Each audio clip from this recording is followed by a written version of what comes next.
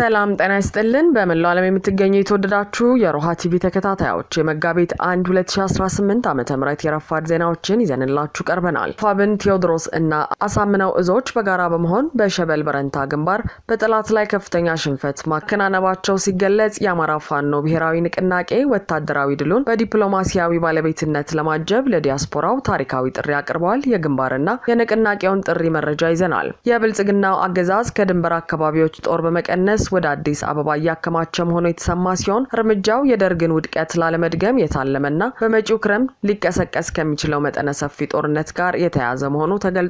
ዝርዝሩን ይዘናል። በአዲስ አበባው ቂሊንጦ ማረሚያ ቤት በአማራ ፖለቲካና የህሊና እስረኞች ላይ የተቀነባበረ መንግስታዊ ሽብር ተፈጽሟል። ቁጥራቸው የማይታወቅ እስረኞችም ተሰውረው ያሉበት እንደማይታወቅ ታውቋል። ሰሙታላችሁ። የአብይ አህመድ አስተዳደር ከህወሓት ጋር ሚስጥራዊ ድርድር እያደረገ መሆኑን በማስመሰል የሐሰት ፕሮፓጋንዳ እያሰራጨ ነው ሲል ህወሓት ከባድ ወቀሳ ሰንዝሯል። በደቡብ ሱዳን በሺዎች የሚቆጠሩ ነዋሪዎችና የረድኤት ድርጅቶች ድንበር ተሻግረው ወደ ኢትዮጵያ በመሰደድ ላይ ናቸውም ተብሏል።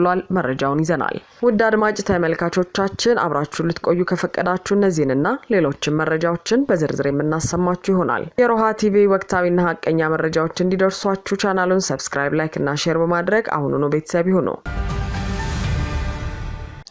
የአሳምነውና ቴዎድሮስ እዝ በጋራ በጠላት ላይ ከፍተኛ ሰብአዊ ኪሳራ ሲያደርሱ አፋብን ወታደራዊ ድሉን በዲፕሎማሲያዊ ባለቤትነት ለማጀብ ለዲያስፖራው ታሪካዊ ጥሪ አቀረበ። አፋብን ዘመቻ መምሪያ ኃላፊ በአርበኛ ባዩ ያለባቸው የተመራው የተቀናጀ ፋኖ ኃይል በሸበል በረንታ ግንባር በጠላት ላይ አይረሴ ድል ተቀዳጅቷል። ከሌሊቱ 10 ሰዓት ጀምሮ በሸበል አራጤና ቁጥቋጥ አቅጣጫ መድፍ ዙ 23 እና ሞርተሮችን የታጠቀው የብልጽግና ሰራዊት ከፍተኛ ቁጥር ያለውን ኃይል ይዞ ጥቃት የሰነዘረ ቢሆንም የአፋብን አሳምነው እዝ አጼ ዘርዓ ያዕቆብ ሁለተኛ ኮር ናደው ክፍለ ጦርና የአፋብን ቴዎድሮስ እዝ 64ኛ ክፍለ ጦር አባላት በጋራ በፈጸሙት የመከላከልና የመልሶ ማጥቃት እርምጃ የጠላት ኃይል እጅግ መክኗል። የጠላት 6ኛ እዝ ምክትል አዛዥ በጀነራል ለጋሮ የተመራውና ሰፊ ዝግጅት የተደረገበት ይኸው የማጥቃት ሙከራ በእነማይ ለምጨና አካባቢ በርካታ የመድፍ አረሮችን በመወርወር የወገንን ይዞታ ለማስለቀቅ ቢሞክርም ሳይሳካለት ቀርቷል። በዚህ አውደ ውጊያ በአገዛዙ በኩል 28 እግረኛ ሰራዊት ሲደመሰስ 13 የሚሆኑት ደግሞ የከባድ ቁስለኛ ሰለባ ሆነዋል።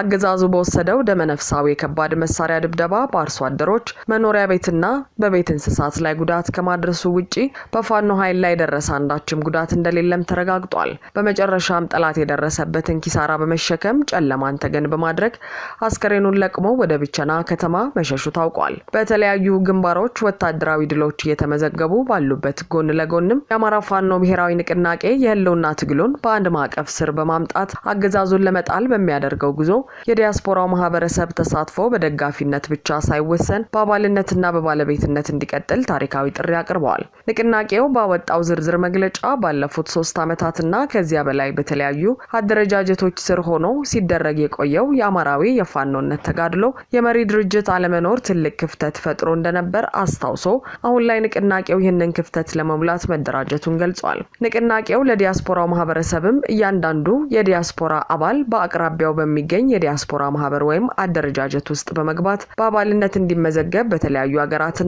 አህጉራት ያሉ የዲያስፖራ ማህበራትን የማጠናከርና አደረጃጀት በሌለባቸው ሀገራት እንዲቋቋሙ በማድረግ የህልውና ትግሉ አካል እንዲሆኑ እንዲደረግ ድርጅቱ በቀጣይ በዲያስፖራ አደረጃጀት መመሪያው መሰረት ለሚከፍታቸው ማስተባበሪያ ጽህፈት ቤቶች የዲያስፖራው እገዛና ድጋፍን ለማድረግ ራሱን እንዲያዘጋጅና ዓለም አቀፍ የአማራ የምክክር መድረክ በማዘጋጀት የዲያስፖራውን የተሳትፎ አቅም ማሳደግ የሚቻልበት ሁኔታ እንዲፈጠር ጥሪ አድርጓል። በተጨማሪም ንቅናቄው በግንባሮች የሚመዘገቡ ወታደራዊ ድሎች በዓለም አቀፍ ደረጃ በዲፕሎማሲ በአድቮኬሲና በሀብት ማሰባሰብ በኩል ተገቢውን ድጋፍ እንዲያገኙ የዲያስፖራው ማህበረሰብ በባለቤትነት እንዲንቀሳቀስ አሳስቧል።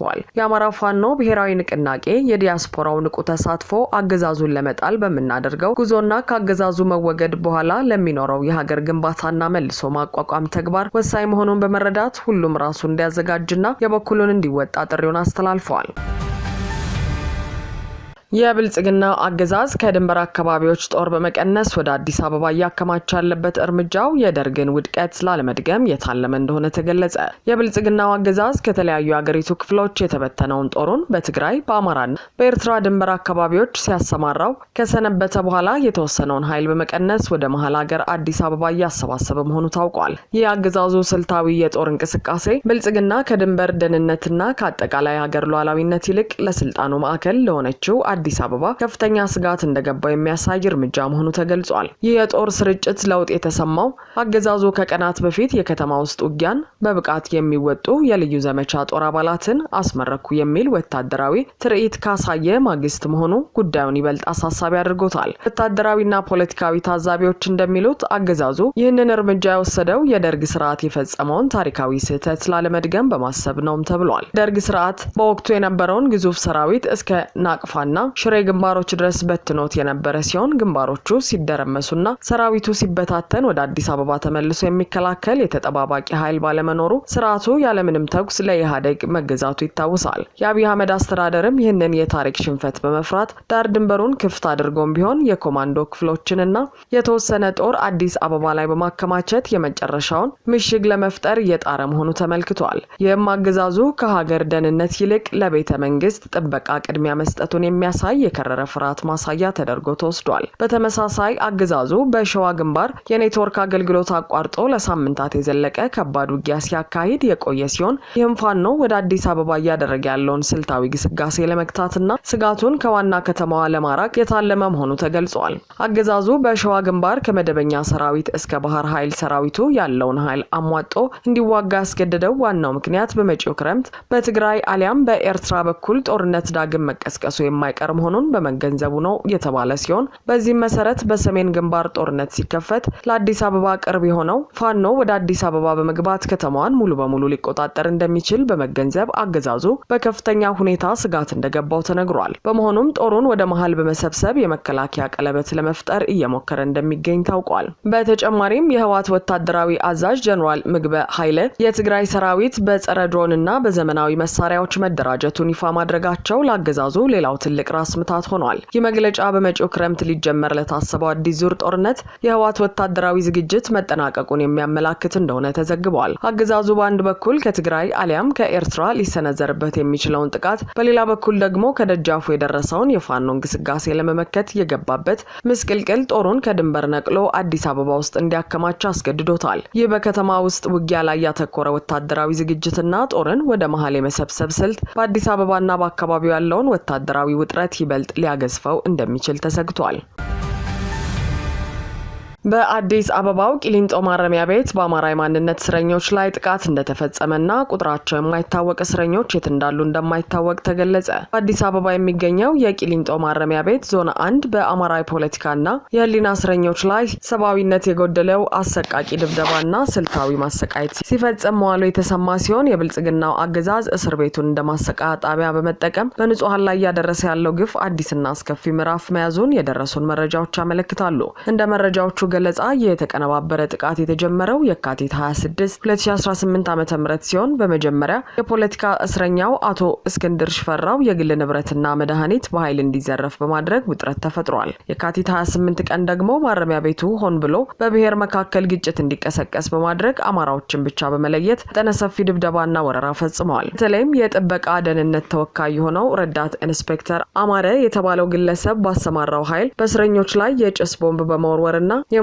በሮችን በመዝጋት በርካታ እስረኞች ላይ ከባድ የአካልና የስነ ልቦና ጉዳት እንዲደርስ ማድረጉን ተገልጿል። በዚህ የጭካኔ እርምጃ አቶ እስክንድር ሽፈራው፣ አቶ መኮንን ተስፋ፣ ዶክተር ዳንኤል ተሹና አቶ ቢኒያም ተረፈ የተባሉ የፖለቲካ እስረኞች በጽኑ ተደብድበው ወደ ሌላ ዞን እንዲወሰዱ መደረጉም ታውቋል። በተጨማሪም መልካሙ ጉባንተ፣ ሀብታሙ ፈንታውን፣ ላቀው ሀብቱ፣ ይላቅ ገዳሙ፣ ቢኒያም ጌታቸው፣ አስናቀ በቀለ፣ ታደሰ አባቡ፣ መልካሙ ቢተው፣ ሳላ አምላክ ምህረት፣ ሙልጌታ በለጠና ደመቃ አይቸው የተባሉ የህሊና እስረኞች ያሉበት ሳይታወቅ ተሰውረዋል። እነዚህ ወገኖች በአሁኑ ወቅት በምን ሁኔታ ላይ እንደሚገኙ አለመታወቁ ለቤተሰቦቻቸውና ለወዳጆቻቸው ከፍተኛ ስጋት እንደፈጠረባቸውም ተናግረዋል። የብልጽግናው አገዛዝ የጥላቻ ክንዱን በሃይማኖት ተቋማት ላይ የሚያሳረፈ ሲሆን በማረሚያ ቤቱ የሚገኘውን የኦርቶዶክስ ተዋሕዶ አማንያን የአምልኮ ቦታ ለይቶ በማፍረስ የቤተክርስቲያን ንብረቶች እንዲወድሙ አድርጓል። ከዚህም ባለፈ የእስረኞች የመኝታ ልብሶችና ብርድ ልብሶችን ሆን ተብሎ በእሳት እንዲቃጠሉ ተደርጓል። ይህ በቂሊንጦ እስር ቤት የተፈጸመው ድርጊት ግልጽ የሆነ መንግስታዊ ሽብርተኝነት መሆኑን የገለጹት ታዛቢዎች በፖለቲካ አቋማቸውና በማንነታቸው የታሰሩ ወገኖች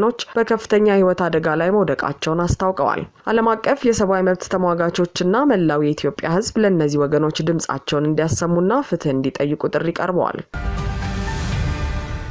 የአብይ አህመድ አስተዳደር ከህወሓት ጋር ሚስጥራዊ ድርድር እያደረገ መሆኑን በማስመሰል የሐሰት ፕሮፓጋንዳ እያሰራጨ ነው ሲል ህወሓት ከባድ ወቀሳ ሰነዘረ። የፌዴራሉ መንግስት ከህወሓት ጋር በሚስጥር እየተደራደረ መሆኑን በማስመሰል በማህበራዊ መገናኛ ዘዴዎችና በተለያዩ ሚዲያዎች ሐሰተኛ መረጃዎችን እያሰራጨ እንደሚገኝ ህወሓት በይፋ ባወጣው መግለጫ አስታውቋል። ድርጅቱ ሰሞኑን ባስተላለፈው በዚህ አዲስ መልእክት ሰላም የሚመጣው በእውነተኛ ተነሳሽነትና በተጨባጭ ተግባር እንጂ አታላይ አጀንዳዎችን በማሰራጨት እና የህዝብን ትኩረት በማስቀየር አይደለም ሲል አገዛዙን ወርፏል። መንግስት ወደ እውነተኛ የፖለቲካ ውይይት ከመግባት ይልቅ የትግራይን ህዝብ መሰረታዊ የፖለቲካ ጥያቄዎች ለማፈንና ለማዘናጋት የሐሰት ወሬዎችን እንደ ስልት እየተጠቀመ መሆኑን ህወሓት በመግለጫው ጠቅሷል። የትግራይ ህዝብ ጥያቄ በኃይል ሊታፈን እንደማይችልና አገዛዙ ከእንዲህ አይነቱ አሳሳች አካሄድ ወጥቶ ወደ እውነተኛ ድርድር እንዲመጣ ጥሪ አቅርበዋል። በተያያዘም የፌዴራሉ መንግስት በፕሪቶሪያው ስምምነት መሰረት መከናወን የነበረባቸውን ተግባራት ወደ ጎን በመተው መድኃኒቶች፣ ነዳጅና ሌሎች መሰረታዊ ሸቀጦች ወደ ትግራይ ክልል እንዳይገቡ እስካሁንም ማነቆ መሆኑን ህወሓት በድጋሚ አንስቷል። ይህ የህወሓት መግለጫ በአገዛዙና በድርጅቱ መካከል ያለው ግንኙነት ወደ አዲስ የቃላት ጦርነትና ለመተማመን መሸጋገሩን ያመላከተ ነው ተብሏል። በተመሳሳይ ብልጽግና በትግራይ ሰራዊት ላይ ያነጣጠረ አዲስ የስነ ልቦና ጦርነትና ፕሮፓጋንዳ እየነዛ ነውም ተብሏል። የብልጽግናው መንግስት ወደ ትግራይ የሚላከውን በጀት ማቋረጡን ተከትሎ ትግራይ ኃይሎች ማለትም የቲዲኤፍ ሰራዊትና የህወሓት አመራሮች የተፈጠረውን ውጥረት ተከትሎ ብልጽግና በጌታቸው ረዳና በጻድቃን የሚመራውን ራሱን ነፃ መሬት ትግራይ ብሎ የሚጠራውን ክንፍ ከተቀላቀላችሁ መሬትና ገንዘብ እየሰጠው ወደ ቤተሰቦቻችሁ እቀላቅላችኋለሁ የሚል ማባበያ ለሰራዊቱ አባላት በማቅረብ የትግራይን ሰራዊት ለመከፋፈልና ትጥቅ ለማስፈታት አገዛዙ ጥረት እያደረገ መሆኑ ተገልጿል። ብልጽግና እንዲህ አይነቱን ሐሰተኛ መረጃና ማባበያ የሚያሰራጨው ከትግራይ ጋር ለሚገባበት ጦርነት የኃይል መዛባት እንዲፈጠርም ነው ተብሏል። በደቡብ ሱዳን በሺዎች የሚቆጠሩ ነዋሪዎችና የረድኤት ድርጅቶች ድንበር ተሻግረው ወደ ኢትዮጵያ በመሰደድ ላይ ናቸው ተባለ። በደቡብ ሱዳን ጆንግሌ ግዛት በምትገኘው አኮቦ ካውንቲ የአገሪቱ መከላከያ ሰራዊት ሲቪሎችና የረድኤት ድርጅቶች አካባቢውን ለቀው እንዲወጡ የሰጠው 72 ሰዓታት የጊዜ ገደብ ሰኞ ዕለት ማብቃቱን ተከትሎ ቀጠናው በከፍተኛ የጦርነት ስጋት ውስጥ መውደቁ ታውቋል። የአኮቦ ካውንቲ ኮሚሽነር ጆን ዊዋሉል ለዜና ምንጮች በላኩት መረጃ መሰረት የመንግስት ጦር ወታደራዊ ዘመቻ ከመጀመሩ በፊት የሰጠውን ጥብቅ ትዕዛዝ በመፍራት ቁጥራቸው ከፍተኛ የሆነ ነዋሪዎችና ሰብአዊ ድርጅቶች ንብረታቸውን ጥለው ድንበር በመሻገር ወደ ኢትዮጵያ በመሰደድ ላይ ይገኛሉ ተብሏል። በአሁኑ ወቅት በመንግስት ጦርና በታጣቂ ኃይሎች መካከል መጠነኛ የተኩስ ልውውጦች መጀመራቸው የተገለጸ ሲሆን ይህም በአካባቢው የሚገኙ 270 ሺህ የሚጠጉ ንጹሃን ዜጎች ላይ በተለይም በሴቶችና በህፃናት ላይ ከፋ ሰብአዊ ቀውስ ሊያስከትል እንደሚችል የሰብአዊ መብት ተሟጋች ድርጅቶች በጽኑ አስጠንቅቀዋል። በተያያዘ መረጃ የተባበሩት መንግስታት ድርጅት የሰላም አስከባሪ ኃይል በአካባቢው የሚገኘውን ጊዜያዊ ጣቢያውን እንዲዘጋ ከመከላከያ ሰራዊቱ ትዕዛዝ ቢሰጠውም የሲቪሎችን ደህንነት ለመጠበቅ አሁንም በቦታው እንደሚገኝ ታውቋል። ይህ በደቡብ ሱዳን የተቀሰቀሰው አዲስ ወታደራዊ ውጥረት በኢትዮጵያ ድንበር አካባቢ ያለውን የጸጥታ ሁኔታ ይበልጥ አሳሳቢ ሊያደርገው እንደሚችል ተመልክቷል። አድማጭ ተመልካቾቻችን የሰዓቱ የሮሃ ቲቪ ዜናዎች የተከታተላችኋቸውን ይመስሉ ነበር። አብራችሁን ስለነበራችሁ ከልብ እናመሰግናለን። ሰላም።